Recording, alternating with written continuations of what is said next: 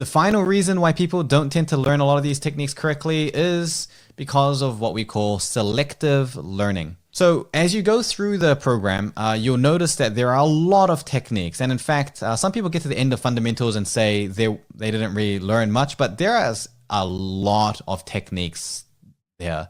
You have to go through it very carefully. Selective learning is when someone will look at something and they will decide that they are not going to practice that because they make a judgment that it's not relevant for them. And this could be due to a number of reasons. The first reason, which is quite strange, but I've noticed this quite commonly, is that sometimes someone will go through and learn about a technique, and because they've never heard of this technique before, they think this is not relevant to them. It's sometimes because they're looking for something. They have a kind of already existing belief about how learning is meant to be. And therefore, when they're going through, they're kind of just trying to confirm that their idea is valid. So anything that isn't talking about what they think is sort of disregarded, and anything that does say what they think is kind of anchored onto. That's very dangerous and actually extremely illogical, because you don't know what you don't know. And if you're joining this because you wanted to gain, this expertise, then it's just not a smart decision to ignore the expertise, I don't really know another way to explain that. It's just, I feel it's just really obvious. Just don't ignore the advice that you paid for. So don't go through and just disregard things because it doesn't fit the mode of what you already thought. And don't disregard things because you've never heard of it. Maybe the reason you haven't heard of it is because of just the fact that it's not common, and maybe that's the thing that you need.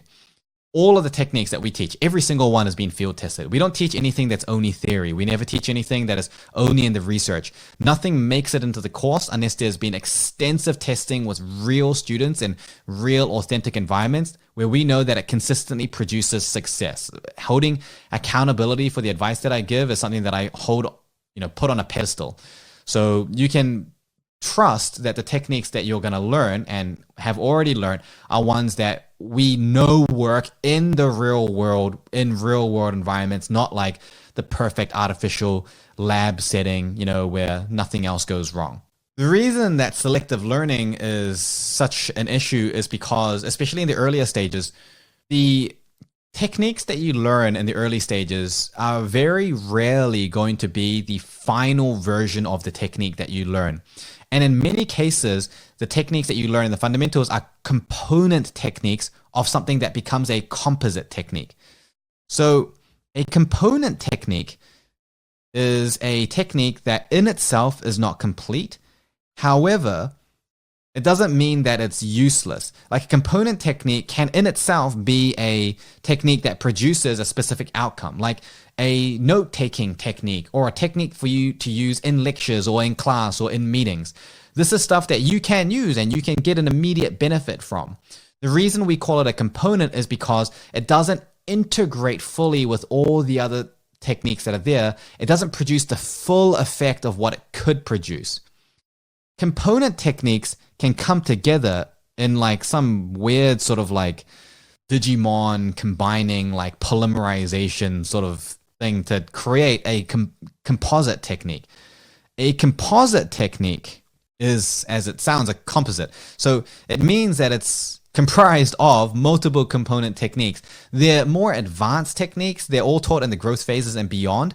However, in order to be able to use a composite technique, you need to have mastery over each of its components. The reason selective learning is relevant here is because it's not going to be clear to you what techniques are components and how it integrates with other techniques, because it's frankly extremely complicated to try to explain it for every single technique. So in the fundamentals, 95% of everything that's taught in the early high yield phase of the course is in some way a component technique, where the failure to have good level of mastery over it would mean that you are unable to learn a later, more advanced technique. Just trust that it's going to be necessary for a later stage, especially if it's something that you're not already fairly good at or you're not using. It's extremely important that for new techniques that you're not already using, that you practice those, because those are much more likely to be core component techniques later on. Now, in some cases, certain techniques legitimately won't be relevant to your particular scenario. Like, for example, if you never attend classes or lectures and all of your learning is purely through written material, then the techniques for what you do in class are not going to be techniques that are directly relevant. But the catch is actually that there are methods of thinking for example, in that example, the in-class techniques that we teach in fundamentals, there are methods of thinking that you would need to practice in order to use more advanced techniques later on, even if you were to consume that information in a written format. So the situations in which you can actually legitimately truly skip a technique are very, very rare. So if you're wondering about whether you can skip something, the best thing to do is actually just to ask us. Tell us about your situation and say, is it okay for me to skip this? And we'll let you know. In most cases, the answer is no. But if you think your situation truly is fairly unique, then sure, you can let us know. But the blanket rule would just be, learn everything that we teach you. Please do not skip things, especially things in terms of how to approach the course. Remember, these are the things that I spent years figuring out that made the success rate of people learning this go from less than 1% to over 80%.